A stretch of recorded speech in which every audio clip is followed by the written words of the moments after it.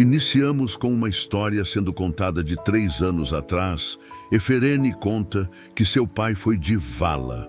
Após seu pai dedicar vários anos pesquisando a interpretação de feitiços, ele acabou desistindo de sua própria vida, ao saber que a pesquisa de sua vida foi roubada a Eferene.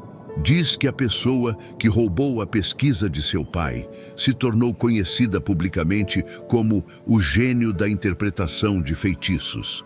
Ela nos anuncia que foi o próprio Deculein e lhe profere palavras. O amaldiçoando Eferene, diz que não havia nada o que ela nem ninguém pudesse fazer, pois eles perderam.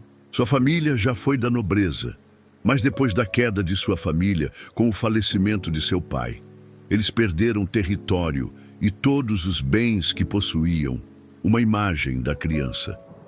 Eferene nos é mostrado dela desolada na sala. Ela diz que não havia nenhum lugar para ela ir. Ela fez um juramento para si mesma, que ia se vingar do homem que fez ela estar nesse estado de miséria. Ela pensa consigo que depois daqueles dias, ela manteve trabalhando incansavelmente de dia e noite, até que finalmente foi aceita na Universidade Imperial, onde o próprio Deculein lecionava. Ela diz que nenhum outro estudando sabe das habilidades de interpretação de Deculein, porque todas são falsas, todas são roubadas de seu próprio pai, após ele derrubar sua família a ela.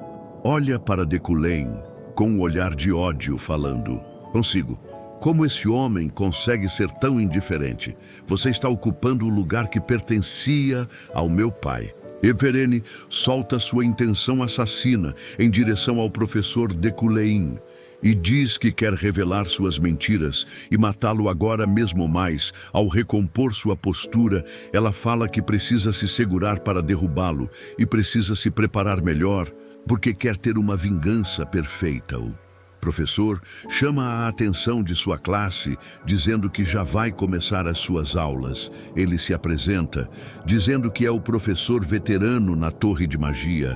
Ele lhes fala as suas classificações, que é um mago de rank monarca, rapaz de comandar elementos. Sendo designado como professor especial, Deculein começa explicando para sua classe que a magia é dividida em 3 propriedades e 9 categorias.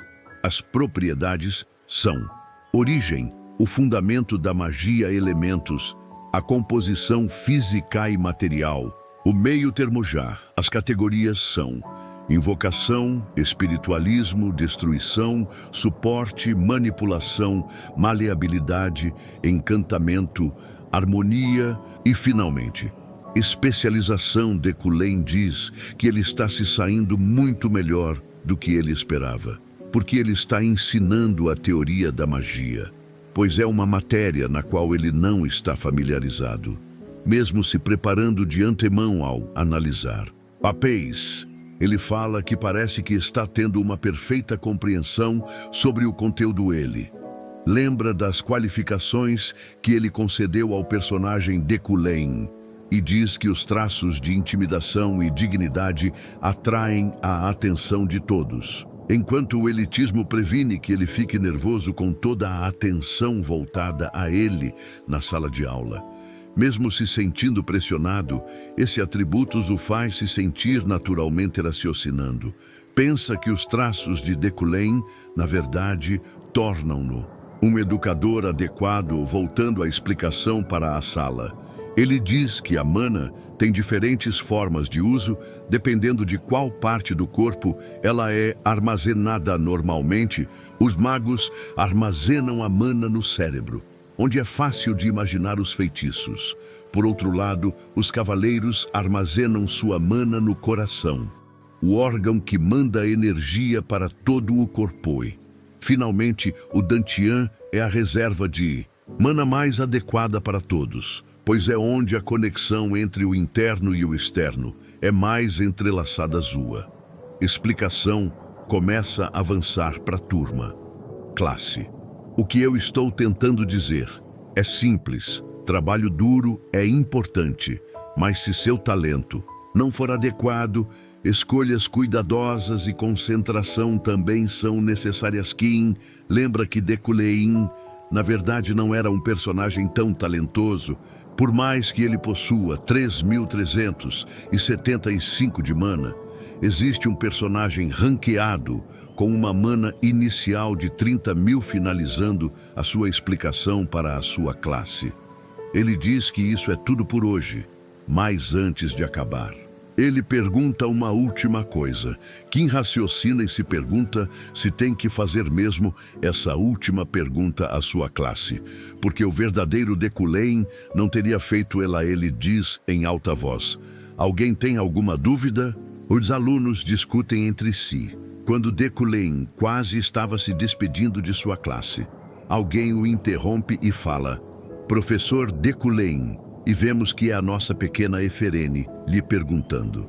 Um feitiço misterioso foi encontrado no dormitório dos magos na última noite. Algumas pessoas estão falando que foi o ato de um demônio, como o gênio da interpretação de feitiços. O que? E mesmo antes de completar sua pergunta, Dekulein a interrompe e fala: você, aí você, faz mesmo parte da torre mágica? Os dois começam a entrar em uma espécie de embate. Ela o questiona: perdão? Porque a pergunta. Dekulein lhe diz que, se for assim, o certo seria você anunciar sua afiliação primeiro, e fala que não irá responder perguntas de uma criança que carece de bons modos. Eferene fica perplexa diante de sua forma que foi tratada diante de todos ela. Tenta novamente chamar a atenção de seu professor, mas ele, sem vontade alguma, olha para ela e lhe dá as costas. E é aí que vemos que Dekulein já havia gasto uma grande quantidade de mana ao usar sua habilidade, Compreensão. Ele gastou no total de 1.370 de mana ao usar uma única vez. Para compreender um roteiro simples, nos é revelado que ele ficou receoso em tentar usar novamente sua habilidade, por isso foi se retirar da sala. A sala começa a rir de Eferene descontroladamente e falam que a tentativa dela de se destacar falhou. Ela solta um grito antes do professor sair e diz: Ei, espere um instante! Os magos da torre estão se recusando a interpretá-lo, dizendo que o rumor é falso. Mas acredito que você, professor, consegue descobrir a categoria desse feitiço. Ao falar essas palavras, ela solta um feitiço ali no meio de todos para tentar fazer seu professor passar uma baita de uma vergonha tentando o expor. Mas Dekulein, ao olhar para cima, somente pelo fato dele focar seus olhos na magia dela, sua habilidade já entra em execução. A habilidade Compreensão é ativada e ele fica com somente 360 de mana restante. Ela usa um tom de superioridade. Para cima de Dekulein falando, alguns novatos ficaram no dormitório para analisar isso, mas não fizeram nenhum progresso. Ao menos pudesse nos dar uma dica, ele a responde de uma maneira simples.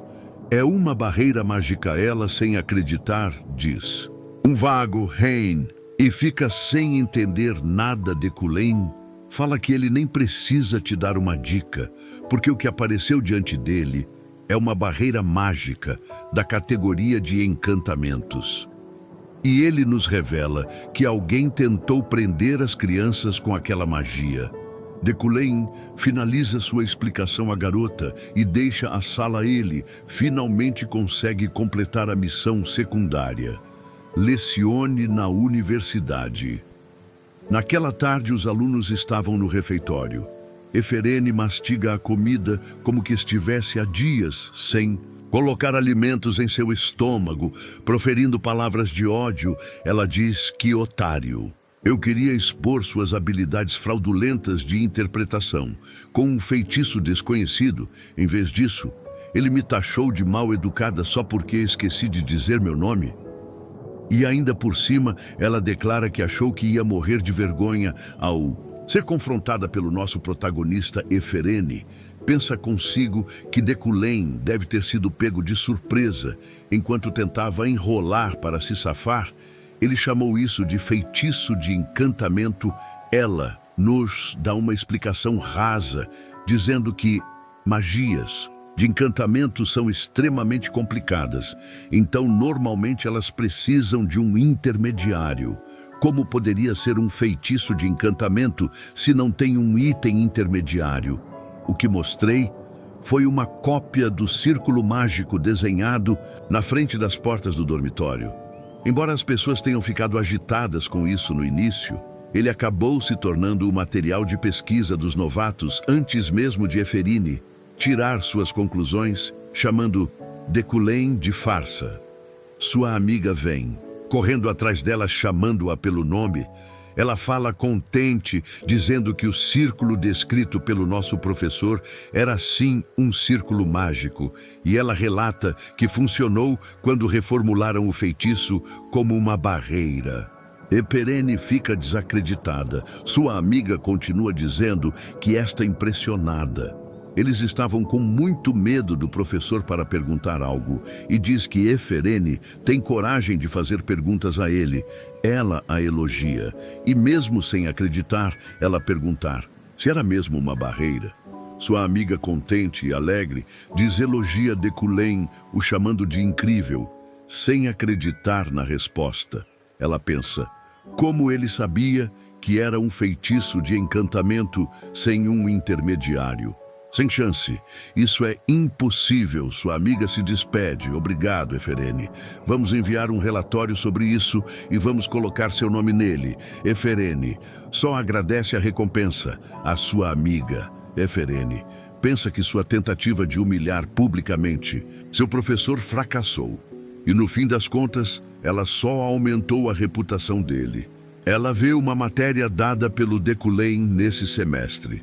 Da compreensão da magia elemental, o grau é avançado, e ela consta o nome completo do professor. Deculém von Graham Ukelei Neferene. Com raiva, diz que irá ter que se preparar mentalmente, já que ela precisa encarar seu professor idiota todos os dias, declarando assim sua ambição. Apenas espere, Deculém. Eu vou te expor.